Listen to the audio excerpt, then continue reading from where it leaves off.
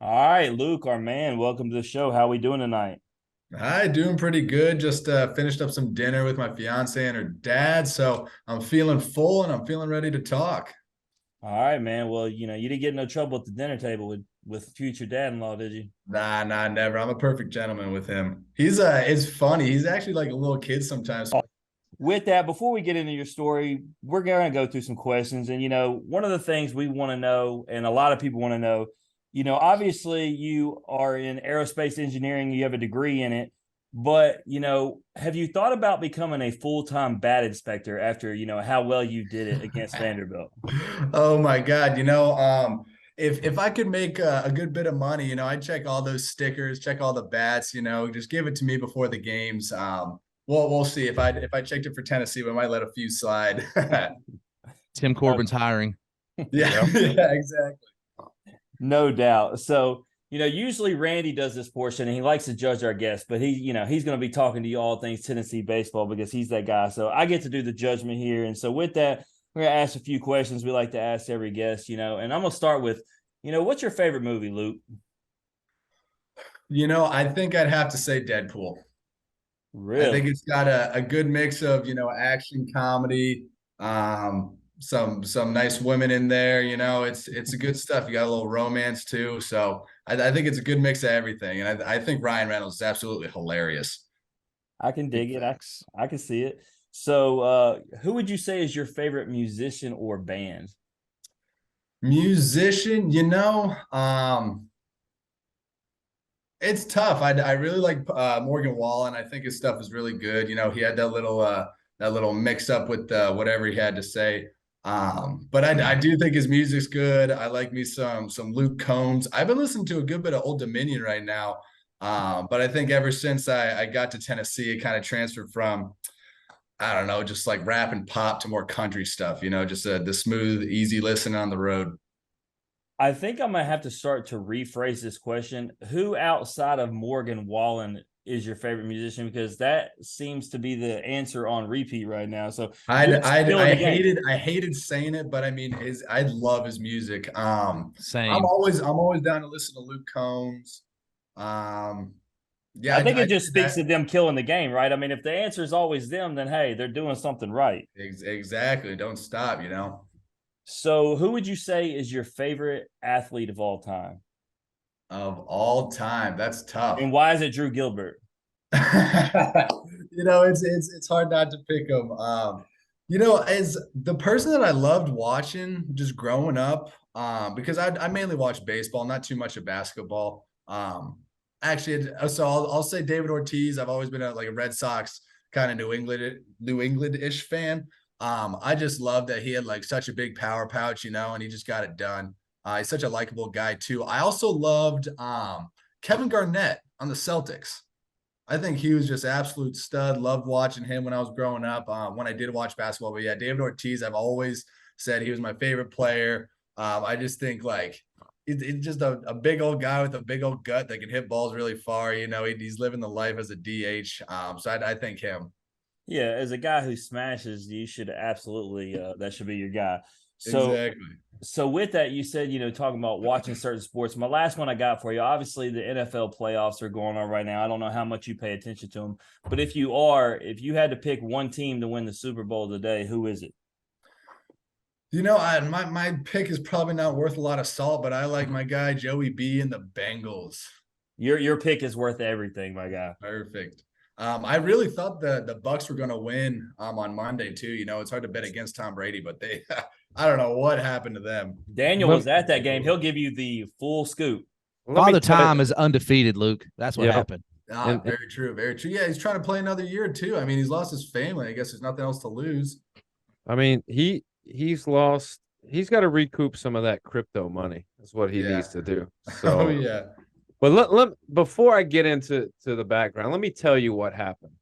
There's a guy by the name of Micah Parsons. That's what happened. Yep. And that dude just strikes fear in everybody, and he didn't make life easy on anybody on Monday night. But yeah, I mean, you could see Jim asked me the question, at what point did you feel like it was going to go your way? And obviously when you turn the ball over in the end zone, that's not a good look. But when the Cowboys said, we're going to go for it on 4th and 3, we're not here to kick field goals. Obviously they weren't there to They kick couldn't. extra points either, but Mm.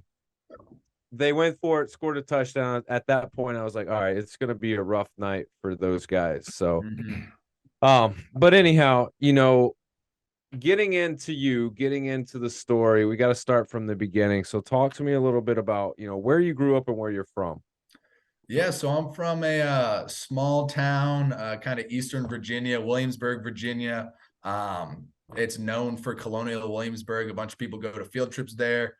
Nice little town, a lot of people in wigs, horses riding around in this one little area. Other than that, it's just a normal small town. We had the beach an hour away, Richmond another hour and away. But yeah, so I grew up, played a bunch of sports, did karate, inline hockey, basketball, baseball, never played football. My parents didn't want me to get hurt because my older brother, I have an older half brother, he played, got hurt. My dad played, got hurt. And so we didn't want to play. So I guess I should backtrack, kind of introduce my family. I have a twin brother, Andre. He's with the Detroit Tigers organization right now up there in AAA. I have an older half brother in Cincinnati right now. He has a family. So I got 3 nieces. I got my mom and dad. They still live in Williamsburg, Virginia. But that's me. And then grew up playing baseball. Always loved it. I think we started when we were like 2 or something. I always had my brother to play with. So literally every chance we could, we made a game that was somewhat baseball-like. So out in our backyard, we would grab like one of those little foam golf balls and just like chuck it as hard as we could, try to hit it. Up in our little hallway, there's a hallway upstairs. We had a ping pong ball, and we would the pitcher would throw the ping pong ball and the hitter would have to hit it. But I don't know if you've ever tried to smack a ping pong ball. It hurts pretty bad. So we had a designated oven mitt that we just grabbed from the kitchen that would like act as our bat. So we played some ping pong baseball upstairs, and that's kind of what it was, just getting out, doing fun stuff. Daniel, that sounds way better than wiffle ball, man. We were doing it wrong, dude. Well, so Luke, when I picture, just hearing you talk about it, here's what I picture. I picture there being a lot of competition, a lot of heated competition, a lot of fighting, a lot of broken stuff around the house, maybe some broken bones. But all in all, I think that breeds a really good atmosphere for some really good athletes. 100%. And so you'd think that there'd be more fights than there were because the first 10 minutes of any game is great. The next 30 get chippy and people get feelings hurt, and then it usually ends before it should. You know what I'm saying? But growing up, I was always like 20 pounds heavier and 6 inches taller than my twin. And so we never like fought because I just sat on him and he's subdued, and so nothing ever really got physical. But yeah, there's some screaming and crying and all the works. But other than that, yeah, it was some great competition, and we had some fun. So you mentioned the competition, the sport. At what age was it? Just baseball, or were you a multi-sport guy? And what age did you guys start getting into team sports? So age, I'll start with the team sports first. Age that we got into team sports was, T-ball. It was kind of a focus on baseball for most of my life. And then, what was it, like 4th or 5th grade hit, I think. And I started playing basketball. And so the first team that I tried out for, I didn't make it because could barely dribble or something. I was just this big kid, wasn't really coordinated, wasn't very athletic. And so after that, I guess I worked really hard and ended up being pretty good at basketball for what I was. And so I always loved basketball, but then where it switched to kind of solely baseball was around freshman year of high school. For me specifically, I would have loved to play basketball through high school, but I was dealing with some back stuff that kind of benched me from playing basketball. So that's when it switched to only baseball from then on. But we still played, me and my twin. We were on the rec basketball team for my high school. That doesn't seem fair. That just doesn't seem fair. I was averaging like a double a game. And so it was crazy because everyone knew that we had a rec team in the high school. And there was one game where we played the rival high school's rec team, and it brought out more fans than our actual like basketball team games did. And so that was one of my best experiences, was just like dicking around with the boys, you know. So, you mentioned you guys, obviously good at basketball. You had to develop that. Baseball, I'm sure, like I would imagine, with a guy your caliber, you're probably picking up pretty quick. You're probably a lot better than most of the people you're growing up with, and obviously you played travel ball for Richmond Braves, and anytime you get into travel ball, that just tells me immediately that you're in a level above a lot of other players. So, at what age did you start with the Richmond Braves, and did you and your brother play for the Braves together, or did y'all end up playing on separate teams? Yeah, so we started with the Braves when I was 13, and that was kind of where it was like, oh wow, like yeah, we're good. We can really do something with this, because the Braves at that time were kind of there. We would go to all the big tournaments. People knew who we were for the most part. And so we played, my brother and I played on every single team together all the way up until college, which was really nice to have a friend. But yeah, so that's we started playing Richmond Braves when we were 13, kept playing until whatever, 17, I guess it is. But the funny thing is, I was always a standout in baseball, of course, because I was just so much bigger than everyone.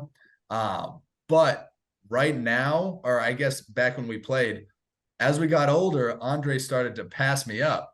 And so like what I give lessons to kids now. This is just kind of like me ranting because I think it's good to hear. Um, just because like you're big and or small when you're little doesn't mean that you're going to be really good when you grow up. You know, a lot of the times it's the really big kids that kind of falter off when they're little because they haven't had to work as hard. Whereas guys like my brother, the littler kids, they just excel because they're so good, you know. And I just think that's a good aside for if there's younger fans listening. Yeah, it's always, interesting to see. There's a lot of guys, that's really hit or miss. Some athletes are like, yeah, I was a big guy, but like I didn't like get into my body until I got Mhm. older. Or on the flip side, you go, well, I was like the smallest guy. I had to work even harder, but it made me who I am today, so to speak. But Exactly. obviously you talk about basketball. I gotta ask you. You said as you got ready to enter high school, your freshman year, you made the switch from basketball to baseball only. Now, what high school did you go to, and was the high school that you went to, were they good at basketball, and or were they not? Was the decision not to play basketball an easy one or a more difficult one? So the high school I went to is called Lafayette High School in Williamsburg, and I'd say we were middle of the pack, maybe a slightly above average on varsity. That is, JV was JV basketball. So it wasn't like a super hard decision, but yeah, I do wish I would have played some in high school. I just think it would have been so fun. So outside of the sports, I want to, we're gonna talk a lot of baseball, but I want to make sure we hit the academic portion because Mhm. it is not, in my eyes, it's not debatable and could be, but I believe you are the smartest guy on this podcast currently right now, and the smartest person that's ever been on this podcast. So Well, the just first one definitely isn't debatable. I can't yeah. believe you even said that. So Well, I appreciate that. yeah, man. We'll go So knowledge bowl at the end. Oh yeah, God. that's our game. We're gonna go straight knowledge bowl questions. No, you were a member of honor roll, math club, National Honor Society. Um, all of those things are when you start seeing those type of organizations you're a part of, clubs, um, those accolades, you immediately start thinking of the level that you are academically. So aside the athletic portion, the academics, like what was the push for academics in the house? And was it as important to you personally, or was it just something that your parents wanted, so you wanted to make them proud, and then you eventually realized, oh, I'm pretty damn smart? Yeah, so it starts with my parents for sure. So both of them are professors at William and Mary and also marine biologists. And my dad especially is a professor in mathematics, mainly statistics. So they have always been really big on math in general and just education. And so I didn't go to a public school until sixth grade, I believe it was. No, seventh grade. And the school that I went to was big on science and math. And so I just kind of learned to really love the, let's say, harder subjects like science and math. And I tell you what, I hated English and I hated history and all those writing, all that stuff, it wasn't for me. And so it wasn't just that I was good at it. I enjoyed it. It came pretty natural to me. And so I'm very lucky in the fact that I actually enjoyed going to school and I wasn't really trying to please anyone. It was more just like, all right, I know I can do this. If I don't get an A or whatever it is, then I'm kind of failing myself. Of course, that's in high school. Then college, it's more like, yeah, engineering. If I get a C, it's going to curve up to whatever it is. But other than that, yeah, I'm very fortunate to really like and enjoy math, science, and the hard stuff. So we're gonna talk more about that obviously because I'm kind of fascinated about the story academically too, and it might be a story that not everyone is aware of, but thinking along the lines of baseball, you were a 4-year letterman, you're a team captain at how do you say it? Lafayette, Yes. Lafayette. You helped the team to a 3A state championship in 2015. You hit a game-winning home run to clinch that state title. Mm. When you think about that moment in particular, what was that like? And was that your favorite part of your high school career?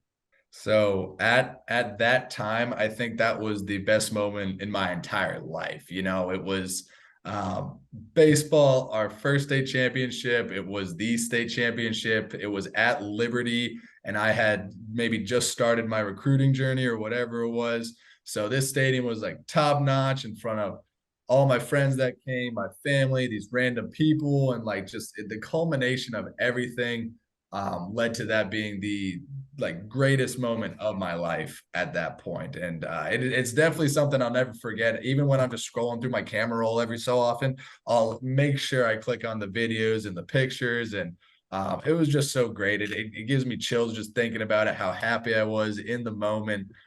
Coming back home, I remember the guys graduated on the field too, like the guys that were around me, such a good group. Just everything about it was amazing. And I will never forget that moment. Oh, Actually, fun fact about that is, I don't know how much you read into it. I guess just on like maybe the Tennessee page, but I hit the home run. It was the top of the seventh. I hit the home run, and I'm running on the bases. And as I am on my way from third to home, I take off my helmet and I chuck it. And so in high school, if you do that, you get ejected. And so it's more a rule for if you're bad. But so I got ejected, and so I'm sitting on the bench watching the bottom half of the state championship unfold with this. I think he was a sophomore at the time, maybe a freshman, just like a younger guy playing center field because that's where he played at the time. And I'm like what just happened? And then the next year I had to sit out a game because it was the last game of the season, blah blah blah. But that's just a kind of funny aside that yeah, I wasn't actually out there for the last out of the state championship. that's unbelievable. Who made it? Was it immediately called by the umpire? They're like, all right, you got to go. Or was it something that the opposing team's coach was like, hey, he can't do that? No, so it was the umpire, and so we're all in the dugout just losing our minds, and I'm like freaking out. My coach comes over to me and he's like, "Hey, you're out. You're out of the game." And I'm like, "Why? No, I want to play." He's like, "No, no, you've been ejected." And I'm like, "What? Like, what is going on?" Of course, like I don't think I thought much of it because I mean I just hit the home run, but still, it was just a very like odd situation, and good thing we ended up winning because like let's say the center fielder drops a ball or something, I wouldn't have been able to live with that. It all this Tennessee stuff now makes sense to I me. was just thinking You it, Daniel. you created this. They've been blaming it on Drew Gilbert for years. Now we know it's Luke. Now we know. When you get Drew Gilbert and Tony V and you put them together, you get what happened this past year. Look, Tony V came on our Tony V came on our show and said that was all y'all. He just let y'all be yourselves. Oh my God! No, but we knew that was a lie, though. Dude, he's the most passionate guy in that field. I don't care what anybody says. Oh, definitely. You got to be, man, at that level. Like if you're not loving it, it's going to eat you alive. But exactly, man, you ended up being ranked the 15th left-handed pitcher and you're 106 overall in the country, and in the state of Virginia during your senior season. Over the course of your high school career, you earned all conference, all region, all state, all Gazette honors, all everything. I mean, if there was another level of all, you would have probably had it. So I want to look at something here. You were clearly a good pitcher, and as you know today, like you hit massive bombs. Like we've seen it. When did you start getting recruited by colleges, and was it pitching only? Was it a position player only, or was it something where you were trying to do both? So my recruiting journey is actually kind of funky. So when I was a sophomore, I was getting very heavily recruited, mostly by Virginia schools. So like Virginia Tech, BCU, Pitt was in there, Richmond, those kind of schools. There was a point sometime between sophomore and junior year, or just kind of like a continuation, where I kind of started slacking. So as that happened, not a lot of letters coming in, not a lot of people wanting me, all that stuff, to the point where I'm like filling out a normal application to go to college, because I'm like, shoot, maybe this might not happen. But so my brother, Andre, he had got recruited to Tennessee in his, I believe it was the fall of junior year. So it would be the fall of 14. And once that happened, I guess I was out of my funk, because whenever travel ball picked back up, Tennessee started looking at me. And so that October was official visits. They called me up. I actually just went because they're like, hey, come on, Andre's official since you're still a recruit. I went, partied it up with him and all the boys. And then that day they offered me a recruited walk-on spot. And so as far as recruitment goes, I was not a very highly recruited guy out of high school. I was very good for Virginia in 3A that we played at. But as far as like recruiting goes, not very high. And I think I got extremely lucky to have ended up at Tennessee, because looking back, I was not the best player. But yeah, I thank everything to that coaching staff for giving me a chance. And then for Andre getting recruited, so that they actually had to watch me sing. Thank goodness we played on all the same teams. But yeah, that's kind of my recruiting journey. Was there a time where you felt as though, hey, I think us going to different schools is what's about to happen here? What were the schools that you were really like, and obviously you listed a bunch, but let's say 3, like what were the final 3 where you're like, I'm either going to choose to go Tennessee with him and do this preferred walk-on, or I'm going to go somewhere else? What were those other somewhere else's? So the other somewhere else's were just smaller schools in Virginia, like a BCU, a JMU, Tech at the time. And so it was a no-brainer. Like, yeah, I'm going to go to Tennessee. I'm going to be in the SEC. And it was comforting to know that he was going to be there with me, of course. But, if let's say UVA at the time was really good, if they had offered me a recruited walk-on, it probably would have been them, So it was just kind of a matter of Tennessee at that point was the best college for sure that I had any sort of offer at. And then I'm also extraordinarily lucky that because it was recruited walk-on, for one, I had good academic scholarships, but then also my parents could help me out and of course paying some bills for college. So it all just kind of came together in this ability to be a recruited walk-on. No, absolutely. That's a crazy story. But so we've had Tony V on, we've had a lot of your teammates on, but Tony V said something specifically that stood out. He said the shift in culture began when the Lipcius brothers arrived on Rocky Top, right? So with that, you get to Knoxville and you start off, obviously, you guys and your twins' career, but also the Tony V era. So talk about just what that was like in the beginning before everybody knew who Tony V was, before everybody knew who you guys were. Yeah, so that first year under Coach Serrano and his crew, I think he's a fantastic coach. I think his style of ball, however, did not work in the SEC. We were getting really good recruits, just not putting it together. And so that year, there was a lot of toxicity going on in the locker room from leadership roles. And so at that point, I was like just a young freshman. So I'm sitting there thinking, okay, like just kind of keep quiet, make my friends, like don't talk back, blah, blah, blah. And so the leadership at that time was not good in the locker room. And I didn't realize that until I got older and realized what a good leader is. And so I think that V says that it started with us getting there. It definitely started when V got there, not only just V, but the people around him. And I think the main person to thank for the new culture is Quentin Eberhardt, who is the strength coach, because that fall was the single hardest fall of my life. Not only because we had a bunch of just idiots on the team, not a bunch, a couple idiots on the team, but the way that he disciplined us and made us do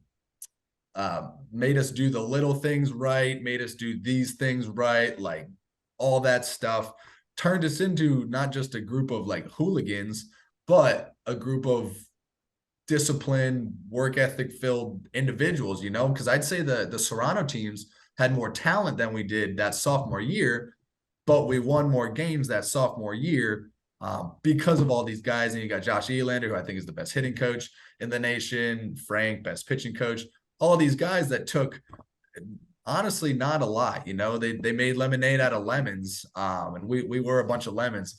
But then as we got older, me, my brother, some of the other juniors that were there for the Serrano age, I think that we realized like, hey, we're never going back to that stuff that we experienced freshman year. We got to keep it rolling, make sure that everyone's on board with what we're doing here, because it's pretty crazy. And it's very nice that we had immediate results. We went from 7 to 12 to 14 to on and on and on SEC wins, and making a regional, this and that. And so it's really to see that it's working. And so that kind of drove us even more to be like, hey, we're making sure that the new freshmen coming in, they learn their place and they do everything right. They learn the culture like off the bat. And if they don't, you're going to get kicked out by either one of us or whatever, and so I think it was definitely Coach V that changed the culture. And I think it was a good mix of all of us that made sure that it trickled down, so to speak. No, absolutely. So we talked about that a little bit, that shift in culture. We just had Sean Huntley on, I think, a couple weeks ago, right? And he was talking about he was back in Knoxville working out, and obviously he's in the minor leagues. And we asked him, we said, look, was it like that when you got there? And he was like, no, they didn't come back. And that culture wasn't here. And now a lot of guys are coming back, working out, with the new guys and with each other. So that just goes to what you're saying about the culture, and a name that you brought up that I don't think it's brought up enough. I think baseball circles know, but Josh Elander, I mean, the recruiting that dude does, the hitting coach, I mean, that dude does not get the credit he does. The only bad side of that is, Luke, from a Tennessee fan, is like one day that guy's probably going to be running his own program. So that's the sad part, but he deserves it. 100%. And I hate and love for when that day comes, because it's not if, it's a when. He's just like so good. But yeah, he definitely doesn't get enough credit. He spends, oh my God, I swear it's like 60-hour weeks with recruiting and us, and it's unbelievable what he does. But yeah. Absolutely. So you kind of talked about it, you are humble about it. Maybe I wasn't good enough to do this, and they were recruiting your twin or whatever, but you get there your freshman year and you play in 33 games with 20 starts, you're DH and you're in right field. Sophomore year, you started to get a little bit more time. Obviously, that's when V comes in. In those first 2 years, obviously with the coaching change and everything, what did you learn about not only yourself, but about where you were in Tennessee? Yeah, so freshman year was really cool because it was, I guess, another teaching moment to whoever is younger. When I was a freshman, of course, probably not as good as the other guys out there. However, I did everything right. I didn't talk back. You didn't really have to worry about me getting my stuff done. And when I needed to, I performed, so I was it's funny. I started the very first game of my freshman year, the very first game. I went 1 for 4, the little duck fart into center field. And then for the next month, I didn't play. And so then there was a culmination of me doing everything right. And then a couple of older guys, some JUCO transfers doing things wrong that got me the start, you know, and it was, I think Mississippi State was my first start since the first game of the season. So I got in there, I was like, hey, I'm not doing too bad. Like maybe I can do this. And just a little aside, I'll never forget Mississippi State, because speaking of being smart, whatever, at the time I was a nuclear engineering major.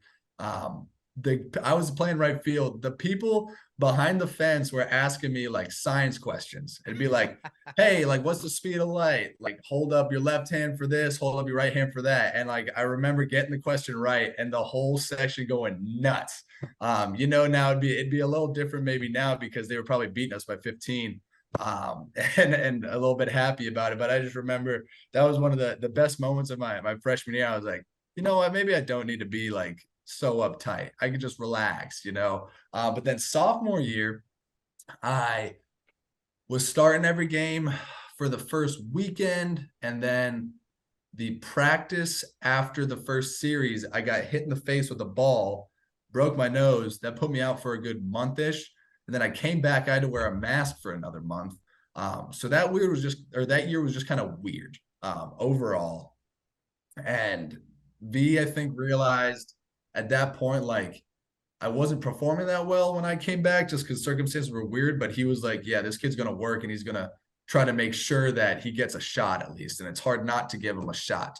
And so that's when I realized, I was like, look, I just got to work. And then my summer after my sophomore year is where I think I found myself, because I was coming off the injury, played, I don't know what it was, quarter, half the season my sophomore year. And I was out in California and just playing ball, being out there, bunch of good guys around me, you know, like doing whatever I wanted. I think I just found like a new love and a new kind of view of baseball that brought me back junior year, and the rest is history. But I think that stretch of sophomore year to the beginning of that junior year was like a ton of growth, not only in like mechanics wise for baseball, but just like, hey, like, yeah, you're meant to be here, you know, because that was always my big thing, is like I never felt like I was meant to be there in my freshman year, you know. But then it's getting that confidence was huge. No, absolutely. So you talk about coming off that injury and kind of struggling through it and not feeling like you belong. So junior year, you know, you feel like you kind of found yourself, and then you get a medical red shirt with the foot injury. So just kind of talk about what your mindset is like now. You talked about the kind of the struggle feeling if you belonged. Now you feel like you kind of found your footing. All of a sudden you got a foot injury. Now you got to go through rehab. How serious was that injury, and how difficult was it for that rehab process? Oh, that was a tough time. I like to think I'm a generally positive person, but there were days where I was definitely down bad. So at that point in the year, I think I led the team in like 4 or 5 hitting categories. Like I was going off. And so then I broke my foot right before SEC play, and it was just a weird little fracture on a small bone in the foot. And the initial diagnosis was, hey, you're going to be back in 4 weeks. And so I'm like, all right, I'll ride it out. I'll be able to make it halfway through SEC play. This year's going to be good. After 4 weeks, I get another x-ray or whatever it was. They say, hey, your foot hasn't healed at all. And that's when shit kind of hit the fan. I was like, are you serious? Like, what is going on here? I got on this bone stem thing. It healed up within the next 4 weeks. But at that point, it was like, okay, we're about to go into playoffs. I would have to get back into the swing of things after 2 months off at right near playoffs. I think it's better if I just take a med red. You know, I got another year ahead of me. Let's just take the med red. And so just going through that injury, you know, I was still able to be in the dugout for home games. I would travel not with the team, so I would watch from the stands, like with my family and other people. And that was just an odd experience. But I loved every second of it. besides not playing, of course. But yeah, I think I did a lot of growing there too. But yeah, that was definitely a hit. But I like to say if that year would have continued, most likely would have gotten picked late round of the draft, whatever, and then I wouldn't be where I am now. So it's almost like things really do happen for a reason. And speaking of getting drafted, obviously, not only that's probably the first time you've not played with your brother, your life, right? So you're watching him play. He gets drafted after that season. Talk about how exciting was that for you and your family? Oh, it was crazy. I remember we were watching at this hotel in Knoxville, and as soon as his name got called, like everyone just started bawling, because it's just this moment that everybody dreams of as soon as they pick up a bat, it's, hey, all this work I've done has paid off. And just being able to share that with him and see him experience it was just as fulfilling for me. It was almost I might as well have gotten drafted that day too. But so as that was such a cool experience, and now just being a fan of him and supporting him through his minor league ball, and he's doing really well, has been a really cool experience too. Yeah, so you go into 2020, start the season red hot, not only as a team, but you personally. Mm-hmm. You set career highs, and it was a shortened season. So we actually had Connor Pavoloni on. He was one of our first Tennessee guests, if not the first one. And he was talking about how he believed that team had a real chance to make noise. So obviously the world shut down with the pandemic. We all know what that is. And with the negative feeling like what could have been, maybe it was the most talented team. But did it give you guys the confidence boost to go into 2021? Oh, 100%. I think almost like what Notre Dame did to us, they lost and then they came back so much better. We knew that we had something special, but I don't think it was until that 2021 team that we realized how special that team was. We got Crochet throwing 100. We got Wally throwing 95 with Sing, Chad throwing 92, and he's a dog, and then all of our offense, Alaric, me, Rucker, all of these people are playing and playing well. And so everything stops and it's like, what's going to happen? We all as a team went out to the field. I think it was the day after or whatever. And just like sat there and cried because we were like, what is this? I'm not going to see these guys anymore. Like this is crazy. Because we didn't know what was going to happen with the draft. If it was 40 rounds, most likely a bunch of us would have been gone. So we just sat there and cried. The good thing is that a good amount of people from that COVID team came back and they were like, okay, we haven't been together. We haven't played ball. We haven't done any of this for so long. Like, let's get to work. And so I think it was just a culmination of like the heart growing fond, when there's space or whatever that saying is. We missed each other. We knew we were good. Everyone had a good fall, it seemed like. And so it was, I don't know, it was just a culmination in that year of craziness. And I think there was something that was also the year that the Legends of Lindsey Nelson made their debut.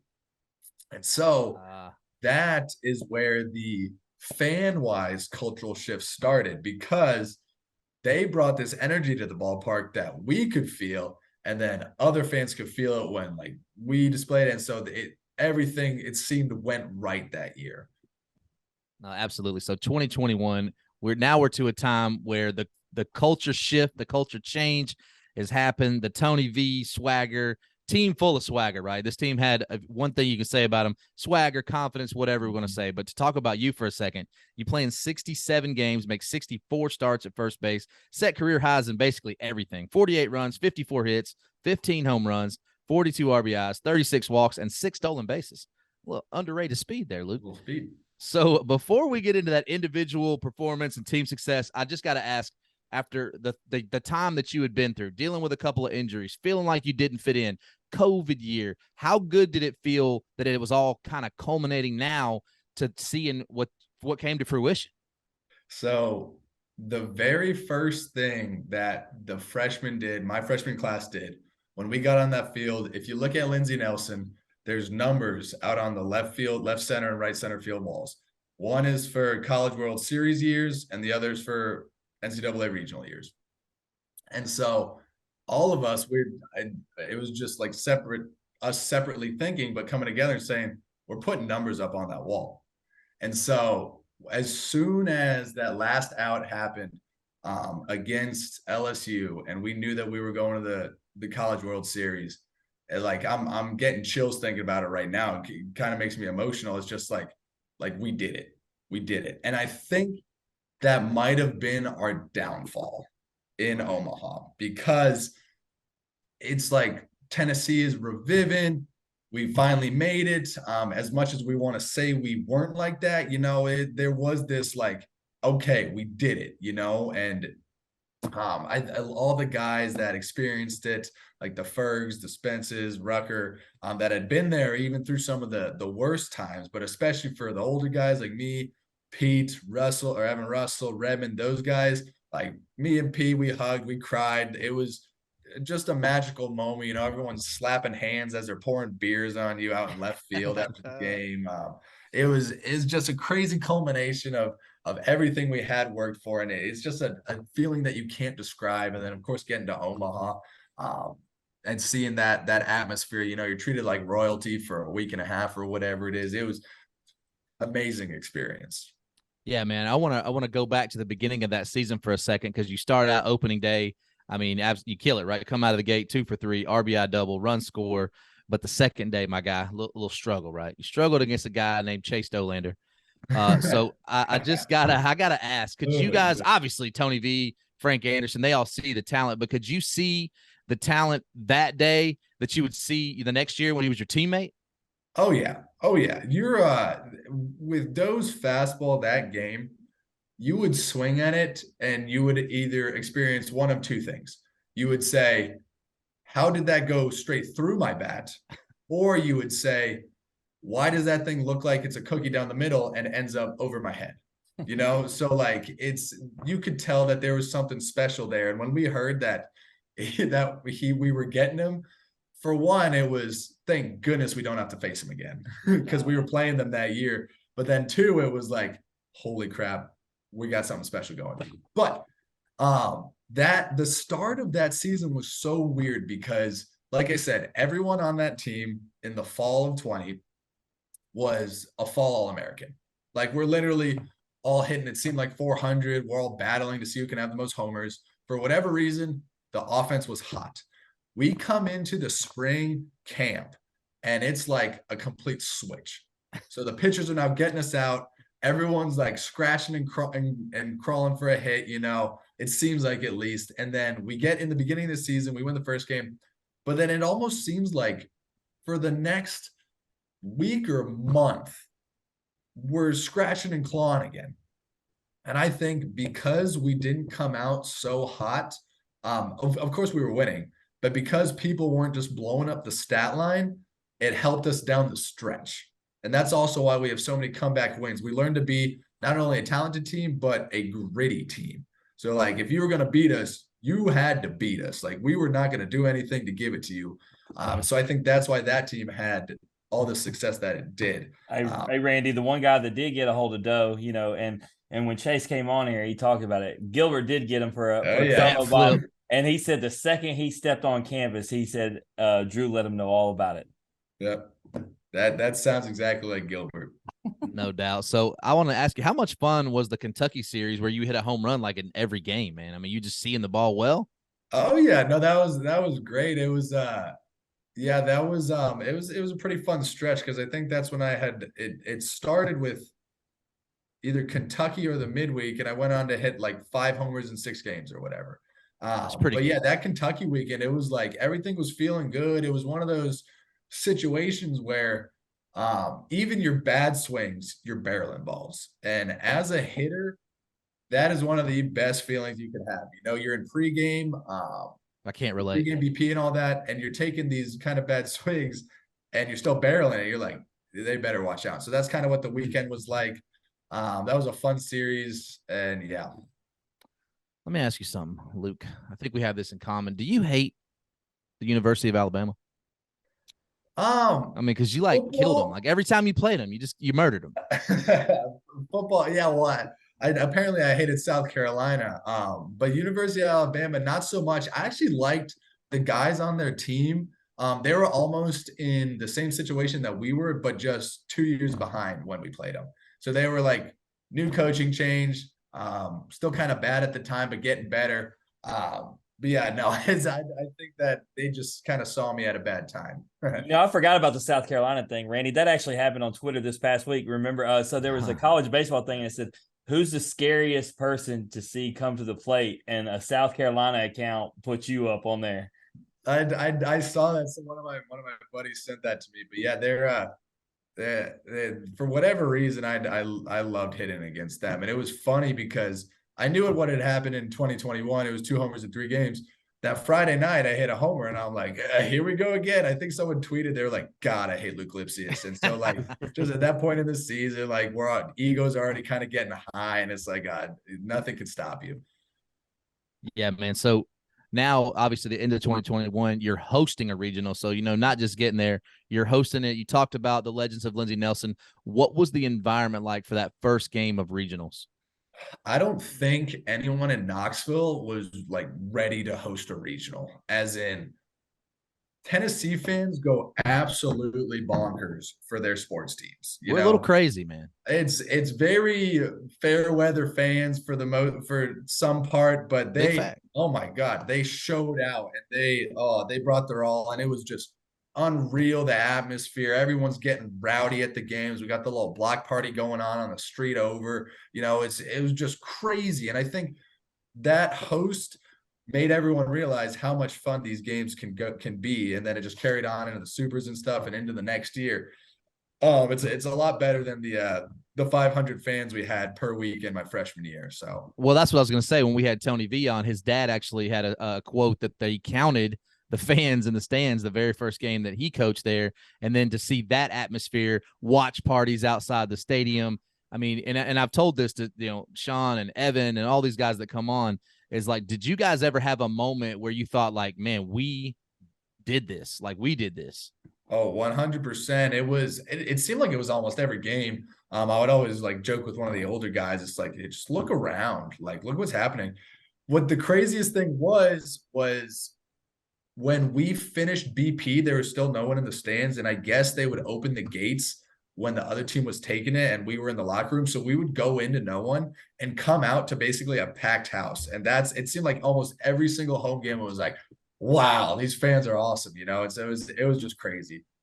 Yeah. So speaking of that regional, you go 2 for 4, home run, a double, 2 RBIs in the win, but you were overshadowed, my guy, in a clip that goes viral. And for those that don't know, that don't follow college baseball like we do, they see Wright State and they're like, why is Tennessee even in a game with a team like that? They just don't understand, right? There's so many good baseball teams in college, and the name really doesn't mean a whole lot a lot of the time. But just what was first of all, the game like for you? And then what was it like watching Gilbert? Did y'all know when he went up to the plate, like, this is it, game time? So I'll do me and then the team first. For me, it was just cool, playing in my first ever regional game because I missed out in junior year, and getting a double my first AB. It's kind of a really good relaxer, take the load off, take the stress off. You're fine.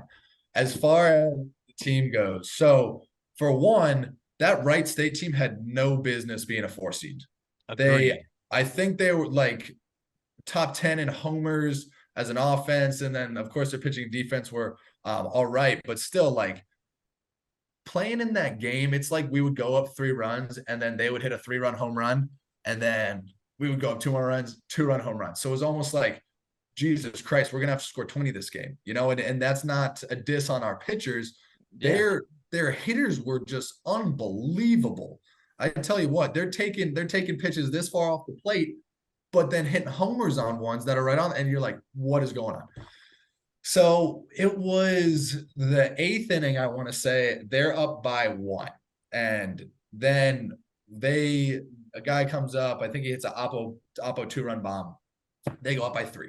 And so at that point, you don't want to start believing stuff, but it's almost like, shit, like, we're going to try to come back. But if we don't, we got to get ready for that next game.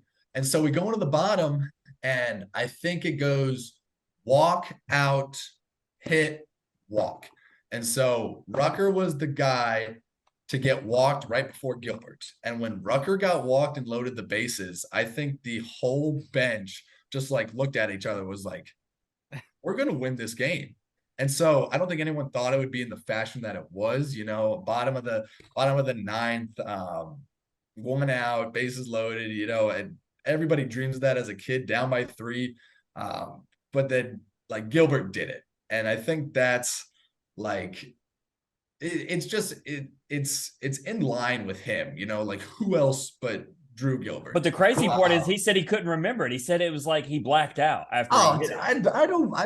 I believe so. I think we all kind of blacked out for a second as soon as we heard the ball go off the bat, like Well, Vitello ran. He ran and jumped into the stands. If it wasn't been for the netting, I think he would have been crowd surfing. Oh, 100%. I think V was up there after the game too. Like V ran out and almost like chased Gilby down. And so that moment was unbelievable. Yeah, man. So obviously going into the next game, you set a new career high, 2 home runs, tied a career high with 3 runs scored in the regional win over Liberty. And the next day you advanced to the super regional. Then the obviously electric atmosphere we've been talking about at Ledges and Lindsey Nelson. You take care of business against a familiar foe in LSU. So I got something to say about the LSU. First of all, were you aware of the things that had been said about your crowd by Paul Mainieri? All respect in the world of Paul Mainieri and what he's done for college baseball. But were you guys aware of that going into the Supers?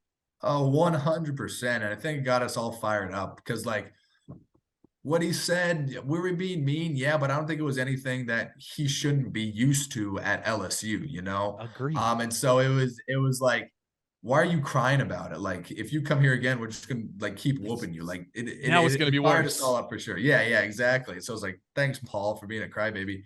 But yeah, that guy is an absolute legend, and it was very cool to like beat a team like that at home to ice the super regional. Especially we went 5-0 against them that season. Which, I know. I don't let Jim live that down. If you ask anyone in college baseball, beating a team 5 times is unheard of. Especially a team as talented as them, man. That team's really talented. Exactly. And so it was just so cool. And of course the atmosphere showed up. But yeah. So you talked about it already, but like the moment when you punch the ticket, do you flash back to like, getting not having as many offers and leaning on the academic scholarship and just where you come from to this coming in Serrano and you having the toxicity problems and you look around and holy shit, we just beat LSU. We're going to Omaha. How surreal was that? Oh, it was unbelievable. It seemed like 5 years of emotions just came out at once, and so as a baseball player, the step down from getting drafted or making it to the majors, whatever, is going to Omaha. That is the pinnacle of college baseball, and it's a feeling like no other. I'll never forget that feeling then trumped my high school homer feeling, and just like dogpiling and everything is a magical moment. Yeah, absolutely. I got a question for you since you brought up the dog pile. It's always a fun question. Where did you end up? Bottom, top, middle? Where were you? I was kind of there in the middle because I was giving a high five to Rucker or whatever. And I made sure to kind of hover so I wouldn't be on the bottom, and then I just kind of dove in the middle, So I was kind of like on the outside. So I didn't get crushed or anything. I probably like smushed or humped at least a couple of guys.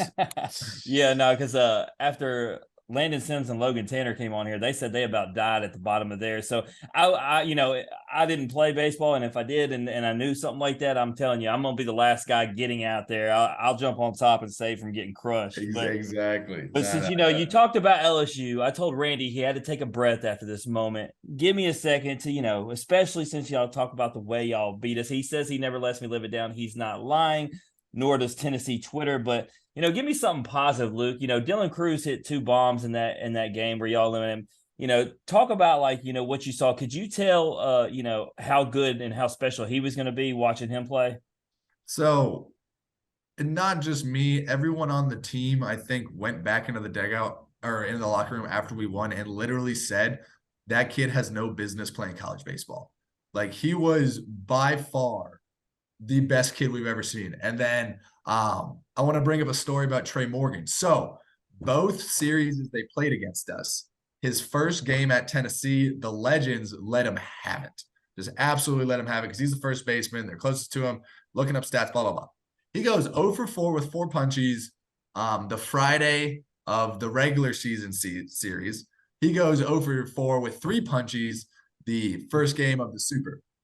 The next day, or I guess the next 2 days, it seemed like he went, I think it was like 7 for 8 in the series, and then like 3 for 4 with however many doubles and like 3 homers. So that kid, you could tell, like, all right, one game you got him, but then this guy's pretty legit. But yeah, the talent on that team, especially the young talent, it's going to manifest this year. That series down in Baton Rouge is going to be a fun one. Yeah, since you bring up Morgan, from first baseman to first baseman, you talk about what he's doing offensively. That dude's ridiculous defensively. Oh yeah, no, he's just an athlete. It's really cool to see someone over there that almost is like a lefty shortstop. Able to get to everything, as a really accurate arm. Yeah, nothing but good praise for him. He's a really good player.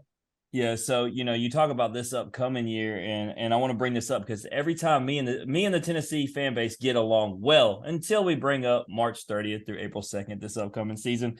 We're all going to be down there, obviously with number 1 and number 2. If it stays the way it looks now, it's going to be a big deal. And so with that, y'all brought up Coach Paul Maneri, and every time I get into an argument with these guys, they got to send me a crying meme of my coach. And like, I mean, how do y'all sleep at night doing that to that old man? I just got to know. Like a baby. Yeah, he did it to himself. What do you mean? But y'all, man, leave that man alone. That is a legend, and y'all just still. I mean, we're a couple years removed, and it's the meme still going around every chance Tennessee fans get. He said we were meanies. Yeah, we were meanies. Oh god. So no, I actually went to Omaha, Luke. I wasn't a sore sport. We have IOTB shirts in our favorite teams, and so I went there. Had Tennessee shirt. My son wore all about that cheese shirt. It had the drip. It's actually it was getting compliments everywhere. He had like the coolest shirt. So it was cool to go there and watch y'all. But you talked about it for a minute with Randy, but just before you get into the next season, just talk about like the Omaha experience, just like from the time you get there, like. Is it all business, or do you get to take it in and enjoy it? Especially because, you talk about those moments as a kid and now you're actually there. Yeah, so it's a little bit of both. I think playing baseball, or just even college sports in general, you learn to compartmentalize what you're doing. So when it's time to go, it's time to go. When it's time to relax, it's time to relax. So we get there. I think it was like so almost a week earlier than our first game, just because of all the hoopla and whatever. And so when you get there at first, you're just in this really nice hotel. It's Omaha. You can see everything set up, all this stuff. My favorite thing to do, like I mentioned, is that we were treated basically like celebrities. We would, with a couple of my buddies, would walk around the Omaha Village, and whenever I saw someone with a Tennessee shirt, I say, "Go Vols!" And like at first they're just like, "Yeah," and then they turn away and they look back and like, "What?" So I think that was one of the most like gratifying experiences, because they're like, "Wow, these people all know who I am." But then on the way to the first game, there was a whole send-off with a bunch of Tennessee fans, and just like the pageantry and all of it surrounding Omaha is great. Now, one thing I do think it's kind of silly that we missed out on was opening ceremonies, gifts, and all that stuff, just because it was the year after COVID, so I didn't really get to experience that. But as far as business and pleasure goes, when we were practicing, there was a sense like, hey, like we got to lock it in. But other than that, we were just being kids. There's plenty to do around the hotel and all that. And so it was just a really good time and a really good experience overall. Yeah, man. So didn't end the way you wanted it to, but going into 2022, you guys, talked about the confidence boost from, when you started the COVID year, but now you guys are not the hunters as much as anymore. You're the hunted. Even though going into the season, Jim and I and DB were saying you guys were ranked like, I think 17th coming into the season. I thought it was criminal, right? Bringing back what you guys were. And everybody kept saying, well, they lost this and they lost that. And we'll talk about the team that's coming up now. I think they got a little some of the same disrespect, but maybe not. But had you underranked, but you're a force to be reckoned with. Speaking of forces, Luke, you 313, 19 home runs, 44 RBIs, 70 runs. But let's start on the series that I think myself put the nation on notice. You go into Oxford, Mississippi. You're facing off against the number 1 team at the time, which would become the College World Series champion, and just absolutely skull drag them, especially in that first game. What was that moment like? And was that y'all's goal going? Obviously, you want to win the series, but was the goal to just let the world know?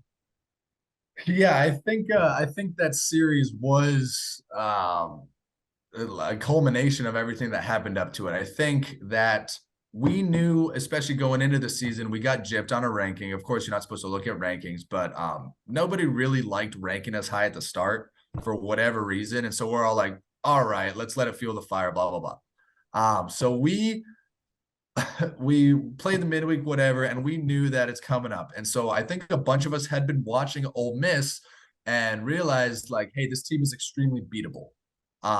And so that sentiment switched then to like, guys, this is our chance. I think we were 5 at the time or 6, whatever it was. They were number 1. We're like, we're going to be number 1 after this weekend. Now, if you ask people, did we think we were going to sweep? No, because sweeps anywhere, especially on the road in the SEC, really hard. We did a lot of it. That's why this team was so special. But going into Ole Miss, we knew that we not only had a chance, but we just were going to beat them. And coming out that Friday night, it just kind of solidified all of our thinking. And then to put fuel on the fire for us, their players came out and were like, oh, they played a small park. We didn't think they were going to hit actual home freak and we're like, freak off, guys. Like, we'll just beat you again and again. And so kudos to that team because they started out hot and they trailed off.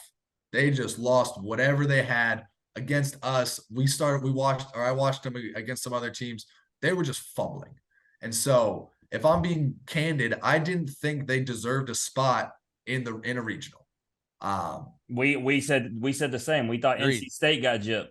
Yes, NC State, Bama, those teams. And so when they got in, I was like, what is going on? And then you see them starting to make this run. And then they win it all, and it's hard not to be happy for them. They had a bunch of good guys on that team, especially Tim Alco. He's a great guy. He's been through a lot too. You just love it, and it's really good for them, especially an SEC team on the top, you know. But yeah, that series to fire us up, fire the nation up, let everyone know we're here. I think we carry that energy all the way throughout the rest of the season. Yeah, I was at that series, Luke, and my favorite part was texting Randy in the 4th inning. I was like, these folks are leaving. I was like, they are hitting the exits, they are gone. And I live closest to Oxford, so that's where I go to most of the games and try to check out everybody coming in. And I've never seen that stadium so dejected than what y'all did to them, and it was pretty funny. But a note to give you when you talk about those guys, Dylan DeLucia, I like guys who shoot it straight, and Randy loved this. He came on and said, look, he was like, because he didn't want us to talk about how he said that they overlooked y'all. He was like, don't bring that up, but we did anyway. And he said it. Yeah. And so he owned it. And he said, man, I could not have been happier that they did not make it to Omaha, because he said he was open and honest with it. He goes, I wanted nothing to do with that team again.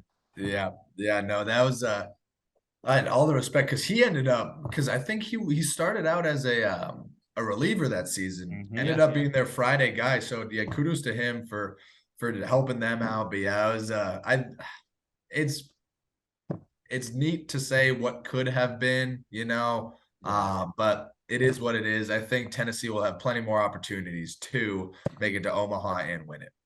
Absolutely. So there's a rule we have on the show, and we've had, I think, a member of almost every SEC baseball team on. There's 2 we haven't had, Luke: Florida and Vanderbilt. And that rule stays true, baby. So you guys, y'all sweep both of them, which is glorious for not just me. I would say me as a Tennessee fan, but for all of us here on In Off the Bench. But let's talk about what went down at Vandy. Okay. After they take away Jordan Beck's home run and then you mash one of your own, at what point did you have it in your mind that you were going to check the bat, or did that just come on? Oh, no. So as soon as his bat got checked, I'm thinking, and there's whispers like, if someone hits a home run, they have to check their own bat. And so it just worked out that I was the one to hit the home run. And I was getting so fired up. That second base umpire heard a lot more than he should have. And he wasn't even the one that was in it. I was just saying, like, check the bat, check the freaking bat, And so then I get home.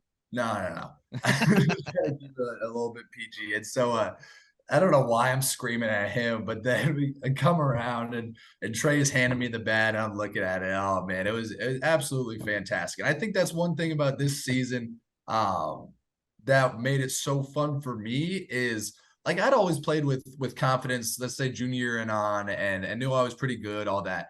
I don't think that I played as carefree and just as expressive as I did this past season, as I did. And I think that was one of the most fun things. I remember Russell coming up to us, or not us. Came up to me. He's like, "Dude, like, who are you? Where did this come from?" And I'm like, "It's easy to do when you're doing well, you know." Like, it seemed like everyone was just on one that whole season. It was so fun. Yeah. So we asked your teammates before if they liked it, what they liked better, you checking the bat or you tapping one finger on home plate. And most of them have said the tapping the finger on home plate. But which one do you like better, Luke? You know, I think people will remember the tap of the finger more. What I think is funny, if you guys have seen the movie Benchwarmers, I'm sure you have. Oh yeah. Yeah, he makes a sound. He goes beep, and just like I made that sound when I tapped the plate, and I don't think anyone heard it. But yeah, I think the finger tap that was just one of those things that manifested itself too, because I was running around home. I was dead in the water if it was a good throw. The throw takes the catcher way up the line, and I think he misses it. So I'm literally just sitting there, and I don't have to worry about anything. And I'm like, this would be funny. And then tap the play, and then rest is history. I mean, they had a lot of T-shirts and hats and everything. About And it, and he did. just said the key thing, Randy. He said it would be funny, and that's the thing. Like, he's just having fun, and that was the thing that so many of your teammates came on and said, "I don't understand what's so wrong with us having fun." Like, so many people villainized y'all for just having fun. I have a major problem with people who are against the way we played this year. Now, we did take it a little far at the end, with the whole flipping off the center fielder. Love that guy. I don't think he meant anything bad by it. I think he just let the emotions get to him. And so that is a no. But as far as playing with passion, as far as like getting rowdy, all that stuff that made us fun to watch, that's the way college baseball needs to be. And there's people that like respect to Corbin. He's done great things for baseball. That team is electric, but it's a bunch of robots, you know? And so like they do their stuff and it's all eyewash. And that's why they like don't even pack their 2,000 person stadium when they play, you know? And so I think that we have started something where people realize like, hey, this is pretty fun to do. And people start playing with passion more, you know. I just love to see it. It makes it more fun for everyone.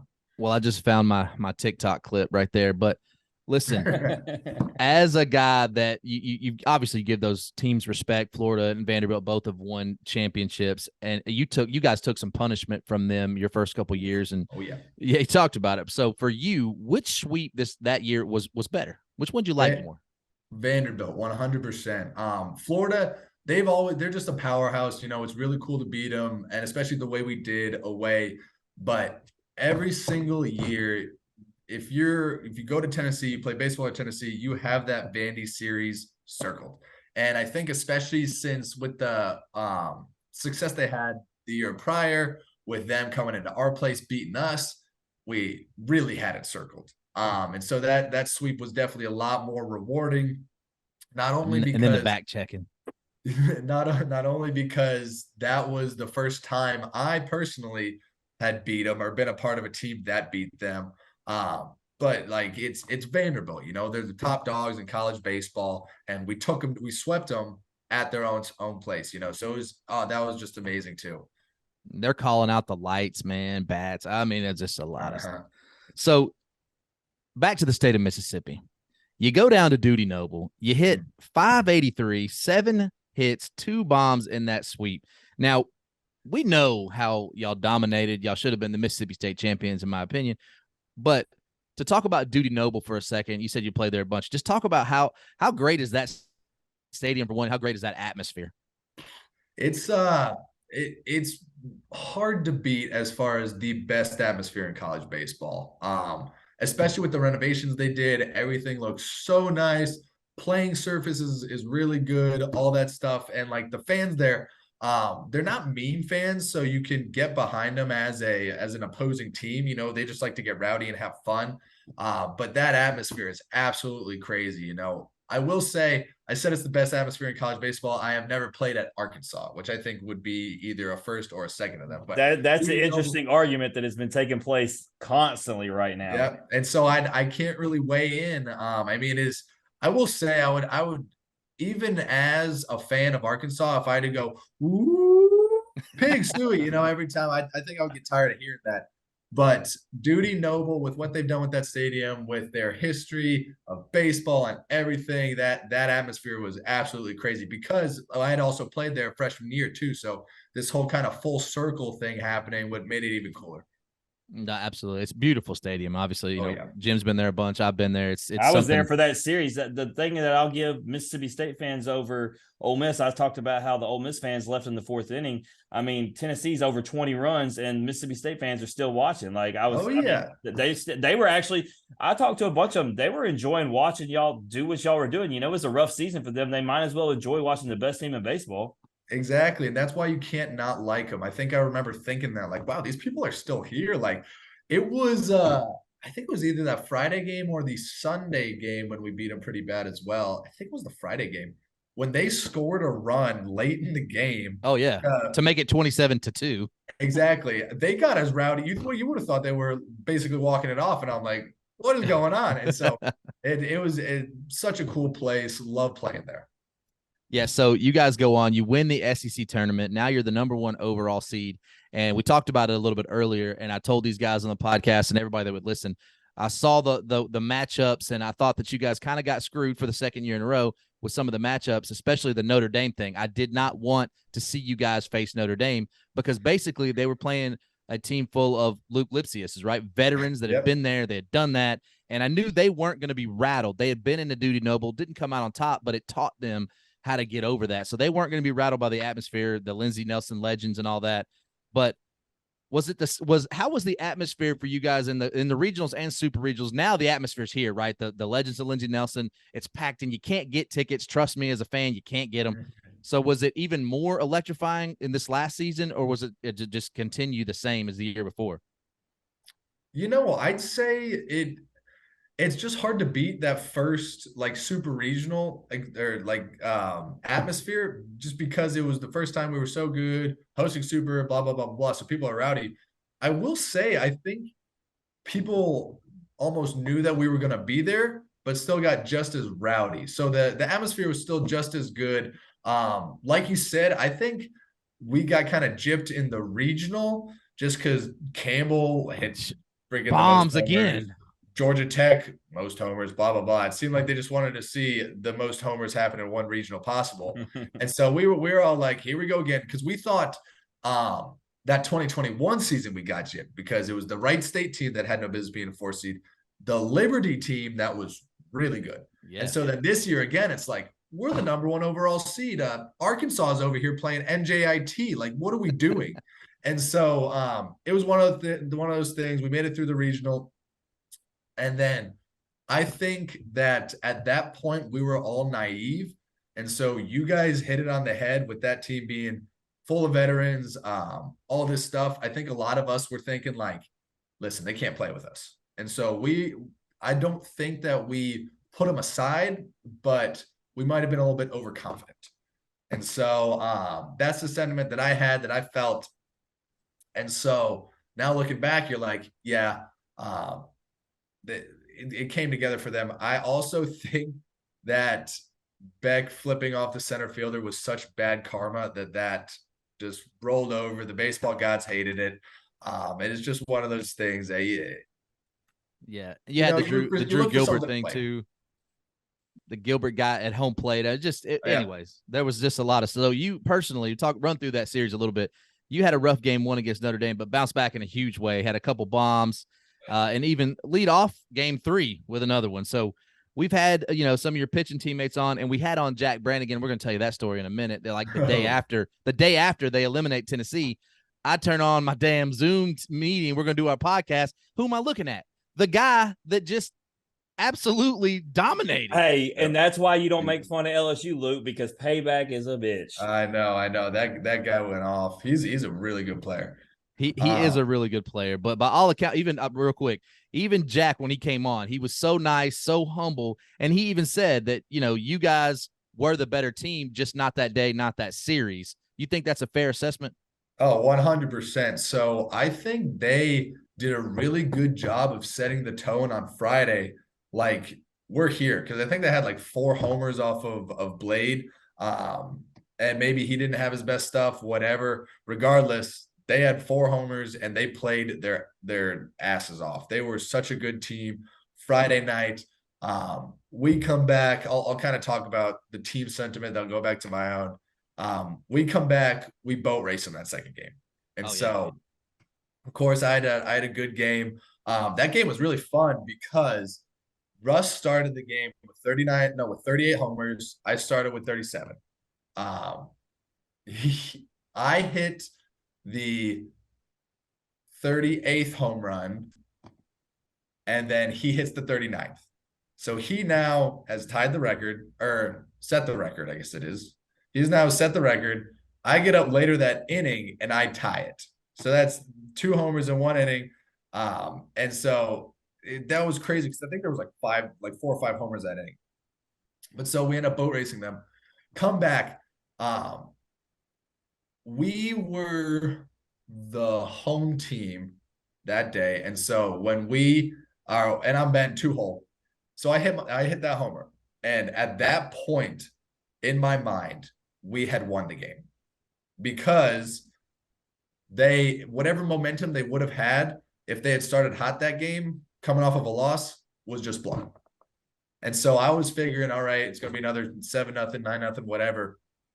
And, they just stuck around. They pitched really well after that. Nobody seemed to get hits. And then that guy comes up. Now, everyone says that Burns should have been pulled. And I just don't believe so, because I believe that there was an error or 2 mixed in there in that 7th inning that would have kept them behind. I also think that the fact that this little 5'8", whatever it is, 5'7" guy who has 1 home run this season gets into one, like, is that not just something manifesting itself? That's baseball. It's almost like it's meant to happen that way. And so, like I said, Friday night, definitely they were the better team. Saturday night, that Sunday game was just a really good game. It was a pitcher's duel. They got the best of us. And kept us from going to Omaha. Oh man, it was so tough. But for you, a guy that like you'd been through the started where you did at the bottom and then all the way up to here, how tough was it for you personally to come from where you did, be the best team in the country, maybe the best regular season team we've ever seen in college baseball, to come up short? Because like Tony V said, the culture change started with you and your brother. How tough was that for you personally? So it was extremely tough, especially because everyone thought that when the game ended, I don't think anyone was sad. They were like distraught and confused because no one like even had a thread of doubt that we were not going to go back to Omaha that year. And so it was more of a weird feeling. But then, of course, the initial emotions set in. You get really sad. You look around. You take it in one last time. And I don't think I was as sad that we weren't going to Omaha, because I knew that we had done so much cool stuff throughout the regular season that team was going to get remembered. Like that team made a statement, made an impact, will be remembered in Tennessee baseball history. And so then for me personally, it was more just the realization that this was it as a college baseball player. And so that's where I drew my sadness, because I know Tony V is going to be fine. He's going to win however many championships he is, and that everyone else will get over it. But yeah, that's where I got sad, was realizing that my career was over and I'm not going to be able to hang out with these guys as much anymore, and that kind of deal. You could have been like Redmond and just gone back and started coaching, man. So just hang on a little longer. Oh my God. No, clean break. No, understood. So last question before I turn you over to Daniel. We've talked about it a bunch in this, but just to reiterate it, again, from what you came in as and what you ended as completely changed everything that anybody knows about Tennessee baseball. So appreciation from a guy like me that Tennessee had not really been good in college baseball since I was a little kid. So to watch you guys kind of bring that back, and everybody gives credit to Tony V. It's well-deserved. Josh Elander, Frank Anderson. But for me, it's you guys out there doing the work. It's you guys putting in that time. So appreciation to you and all the guys. Evan, I tell him the same thing, but man, it's been one hell of a fun ride to watch you guys, man.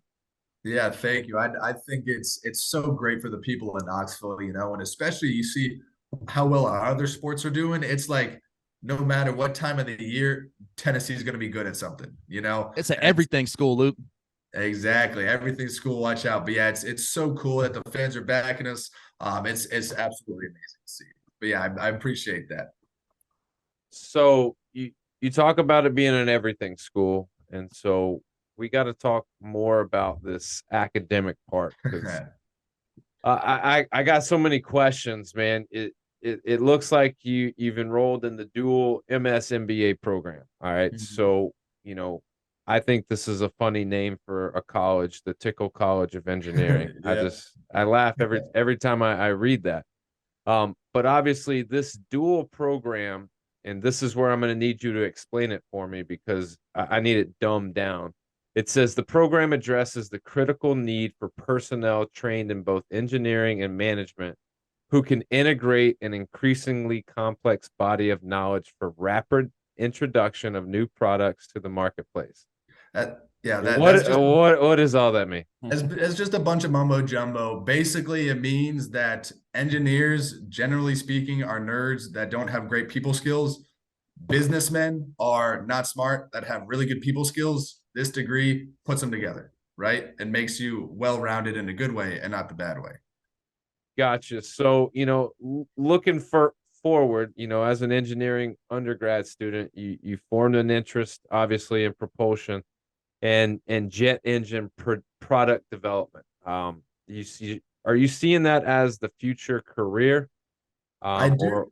or what is the future career? What is the ideal dream scenario for you right now?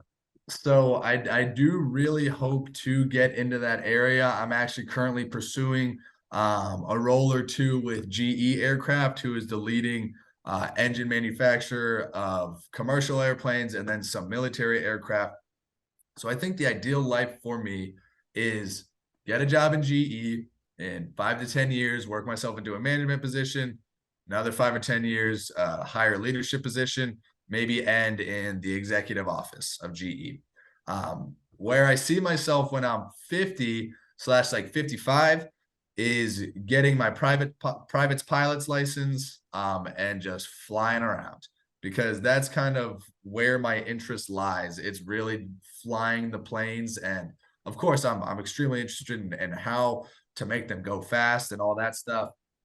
But that would be my ideal life. It's moving up to Cincinnati near my brother, um, hanging out, doing some cool stuff with some cool planes, and then retiring where I have my license. I own a hangar. I own my own plane. All this stuff.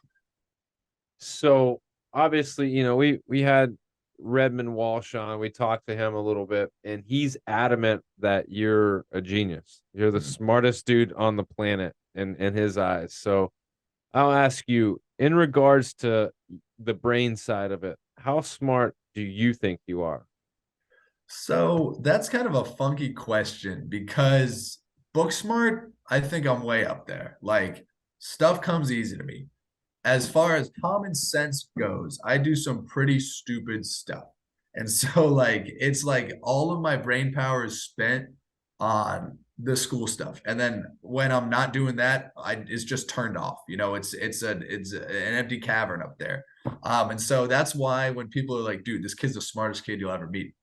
I'm like, well, just hang out with me for a few days and you'll probably think differently. But as far as that, he loves bragging on my smarts because we would sit in class together. He would cheat off of me. I hope Donde's not listening, but yeah, he would cheat off of me and stuff, and so he always likes to bring that up. But I'd say I'm a pretty smart guy.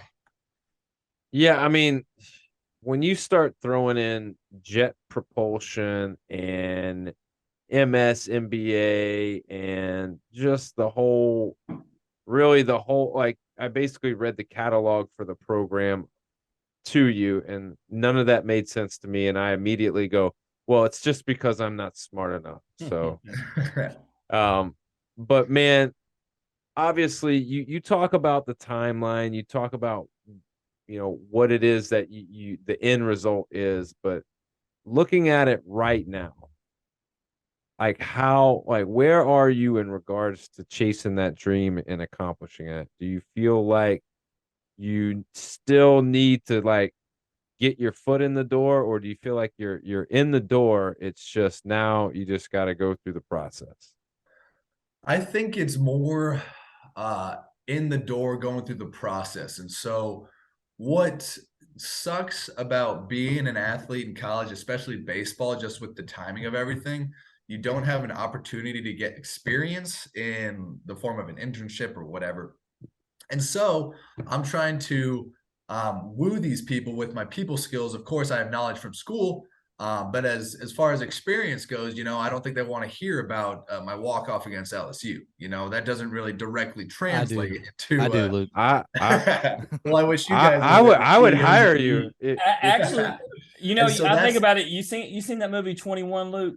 Yeah. Where he says, dazzle me with a story to get him, that scholarship. Like, I don't know, man. If you come in and tell me some of your baseball stories, I might be like, you know what? You're my guy. It's funny because I had an interview and I made it really far in the process with GE. The guy that I interviewed with was an ex-track runner at Auburn. And so immediately then I'm like, oh, I'm in. Didn't end up getting the position. I think it was more of a timing thing because I have to start in May. I think they wanted someone now. Regardless, that's my bread and butter, is someone who kind of understands college sports, knows the work we put in, knows the people skills we have, and knows that like I'll be able to learn whatever's on the job. But as far as future for me goes, I'd say I'm foot's in the door. I'm applying places, just looking for someone to give me a chance, because I know once that I'm there, they're gonna be like, holy crap, this kid's pretty cool, I mean, I would guess that whoever got that job over you, they ain't hitting no bombs. Yeah, I don't think they've sniffed the baseball field. Yeah, I don't think there's a doubt in any of our mind that you're going to end up landing somewhere, and they're going to be really beneficiaries of having you a part of their team. Hey, before you go, you're applying for these positions with my competitor. I work for Siemens, Luke, and you're going with GE. That's my number one competitor. So if you could apply for Siemens sometimes, that make me feel better. Then I'll put in a good word. I'm like, that guy hit walk-off bombs. If Siemens puts together some airplanes in, then let me know. We do trains. It's kind of more what we're into. Monorail kind of thing. It's like land planes. Yeah. Randy, you know what one of the most fascinating but yet boring conversations might be is if him and Casper got together to talk about engineering. I would be lost. Yeah, we have a friend, Luke, who is, in my opinion, one of the smartest people that I know for sure. But when you talk about people skills that are not up there, he didn't go to Tickle Engineering School. He went to CBU, and they don't teach people skills over there because he still don't got them. Yep, no, it's exactly. And so it's one of those things that, like, engineering as a discipline. I always joked with my friends. I'm like, yeah, like I'm around all these weirdos. Like, I don't know how I'm gonna make any friends. They're pretty cool. Just like it's a different vibe, because you're around athletes and it's just like kind of different interests and different ways. But I think that also helps me out because now I can talk to whoever. You bring me a smart person, I'm like, oh, blah blah blah. You bring me, let's say, a baseball player, I'm like, oh, blah blah blah. So it's a cool mix. Well, keep the smart people away from me. Bring me whoever knows about sports. As a matter of fact, there's no more awkward situation. My wife will tell you. I'll be talking to a guy, especially be like when our friends, they'll bring the husband around and I'll say, so who's your favorite whatever team? And he'll be like, I don't watch sports. And I'm like, oof, this ain't. Yeah, I don't know how you cannot watch any sports. Like, it just makes you a doorknob, Exactly. But let's get into this game. Obviously, I think you'll be able to understand it being as intelligent as you are. It's this or that. And it's got two simple rules. You pick one option or the other. You can't say neither and you can't say both. So you down to play? I'm down. All right. So, this isn't a typical question, but being a smart guy like yourself, are you books or movies? Oh, movies for sure. I do not like reading. A smart guy that doesn't like reading. That's interesting. Tacos or pizza? Oh, tacos. All right. Now I'm going to get to a hard one. This has been a hard one for every one of your teammates. One's got to go. The daddy hat or the fur coat? Oh, man. See, the daddy hat came before the fur coat, but the fur coat is so swaggy. My answer is the daddy hat goes. All right. That's a good answer. I got a question for you on the fur coat. It seems to be a pretty unanimous answer by most people. Who wears it best? Ooh, I think Burke does a really good job wearing it. It's a new one. Which we shared that picture yesterday, but everybody has said Lipscomb wears it the best. Oh, Trey's good at it. It's hard not to look good in that. Trey does have that swagger kind of pimp walk to him too. Yeah, dude, That's everyone looks Frederick, good. Maryland, son. You got that pimp What? walk in it. That's Frederick. I Exactly, just know exactly. Tony V came on and said that thing smells so nasty. Keep it away from him. Oh, it does. Luckily you don't smell it after you hit a home run just because like you're in the dugout, everyone. But then away from the dugout, you're like, who died? And it's bad. So, are you a beach guy or a lake guy? Beach for sure. All right. So, if you can go to any concert, bucket list concert, or any sporting event, which are you picking, concert or sporting event? Sporting event. What's the sporting event? What is the bucket list sporting event? I think a Game 7 World Series would be, and then right below that, a Super Bowl. But like, if it's not the Game 7 World Series, I'd choose a Super Bowl over it. All right. So if it's the World Series, I want to know who's the two teams playing. Who are your dream scenario? Well, I gotta support my Red Sox, and then who else? I don't really know. What if your brother is up on the Detroit team? Are you gonna pick the Red Sox? Yeah, if it's the Tigers, that'd be cool too. No doubt. Going to watching your brother play. So Super Bowl, who would it be? Who's the teams? I don't watch football as much. If it were right now, I think a Super Bowl with Tom Brady would be fun, just because he's the guy. And then I like watching Patty Mahomes too. So fun. All right, so another interesting one. We always we get two different answers all the time. What was better, the Gilbert bat flip? Not or let me say not like the specific right say one. What's better, a Gilbert bat flip or a Jordan Beck bat slam? Ooh, I think a Gilbert bat flip. That gets me going. That should be the answer, and I probably watch more Gilbert TikToks than anybody, but I don't know, man. That slam by Beck was so aggressive, and I hadn't seen anything like it. I really got pumped off that one. I got a third one that I think is better than both. What's that? Blake Burke just letting go of the bat. The Blake Burke drop the bat is really cool. I think the coolest one that happened this year was Beck's walk-off against ETSU, I think it was, where he hit the ball and he immediately started taking off his leg guard. I think that's just like such a subtle like pimp job that you're like, damn, Yeah, and I mean that's what we were talking about, not to beat a dead horse. This stuff's fun, man. Like, I mean, so fun.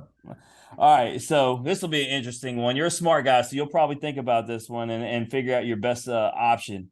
Would you rather be attacked by a tiger or attacked by a grizzly bear? Oh, I think I could do better against a tiger. The grizzly bears are so big, and then their paws are like, I don't even know, like basketballs with claws on them. So I think a tiger. I agree with you. I don't want nothing to do with either of them, but I want at least the one that a size comparison. Maybe I can do something with. Yeah. All right, this is a tough one. I'm gonna hit you with it, Luke. Would you rather save one loved one or be able to save 100 strangers? Don't do me like this. Got to. That's the part of this game.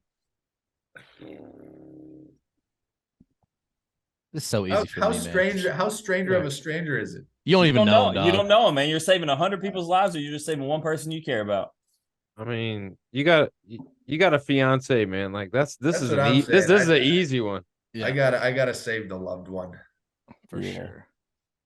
But it's not a bad look when you say you'll save 100 strangers. Then you become a man of the people. That's what I'm saying. So it's like, do I want damn all that, or do I want the truth? All right. So you got a Tennessee fan here. You got an LSU fan here. They're ranked number 1. They're ranked number 2. So I ask you, going into this next season, would you take Tennessee and LSU or the field? You're laying money down. Would you take one of those two teams to win or the entire field? It's talent-wise, Tennessee, LSU. Knowing baseball, I'm taking the field. I think there's the curse of the number 1 seed. The number 1. It's real. However many years, it's real, and so I just think like regardless of all the talent, it's so hard to be that good all the way throughout, and that's why it never happens. You said that your dad was a professor specifically in statistics, right? So I guess we should have seen, once we heard that, we knew the answer, right? Yeah. Statistics say the field. Yeah, Exactly. and I say this on the number one. We've talked to enough of the guys from both teams. We've told them like, and we're dead serious. And I hope the coaches are like thinking the same way we are. Like, if you're number one going into that final weekend series, man, you get swept out. Like, what's it going to Exactly. matter? You're Lose still going to it. be hosting somewhere. Like, Yeah. Lose it. Don't win the SEC, Luke. Get out of there. No, don't worry. I'll relay that to V. I'll say, hey V, just lose a couple, okay? Just get out of there. that's something he's definitely not going to be interested in, Oh, which is God, on purpose. All right, last one. Massive success on accident or modest success on purpose? I'd rather have modest success on purpose. It's like winning the lottery. Yeah, it'd be really cool to do it, but then like you're not really putting in work, and like 20 years down the road, you're gonna just be like unfulfilled, I feel like. Luke, let me ask you this question a different way. If I was to say, Luke Lipcius, you're probably going to make millions of dollars in your life, but if I was to give you $100 million, you said winning the lottery, but I say, Luke, you can go earn 20. Which one are you taking in the moment? Okay, well, I'm taking the 100 million when you put it like that. Okay, that's on accident. Massive success by accident. All right. I guess you got me there. Luke, man, it's been a pleasure. Anything that you want to plug or promote before we get you out of here, man? I don't think so. I think that you guys are doing a great job. This was so fun. Love what you're doing, and just keep on doing it. Yeah, appreciate that. And I'm always ready to plug and promote people because they always come on here and they're real humble. They're like, oh no, I don't have anything to plug or promote. So I'm gonna throw your Instagram out there because if you get it right, you got to put in 10 U's. It's at Luke, which is you got to remember the one at the end because apparently at Luke was already taken. I can't believe that. How is that even possible? Hey, that's how he got so many views. He kept adding views thinking this would work, and then it still wasn't taken. Somebody else had it. I picked 10 because knowing me, I would have forgotten anything else. And then I put it in, and I'm like, who the hell picks that as a name? Like, it was Luke Longley from the Bulls in the 90s. Yeah, exactly. Well, for whatever reason, got an Instagram. But yeah, so yes. So if you want to see what Luke's doing on a Tuesday night, if it's Taco Tuesday in his household, or if you want to see him getting ready to fly his own plane, going over to Instagram at Luke1 with 10 U's. Don't be mistaken. Got to have 10 U's. Or if you want to get the scoop on what volunteer baseball is doing, look at the legacy that Luke left behind going over to at Vol_baseball, and you get to check out all the things Tennessee Vol baseball. So, Luke, man, we appreciate you. We wish you the best of luck. Would love to have you back on just to chop it up, talk baseball, and just see where you're at, man. Yeah, for sure. Thanks so much for having me on. It's been so fun. Absolutely. That is Luke Lipcius, everybody. We're going to take a break. We got some sponsors to plug, but when we come back, we got to talk all things NFL playoffs. I don't know what I was doing. Do you know, Daniel? I'm going to stop recording. This will be edited up. Has your Zoom updated? I think so. I don't know why. Is it not all confusing looking now? Mine looks the same. But Luke,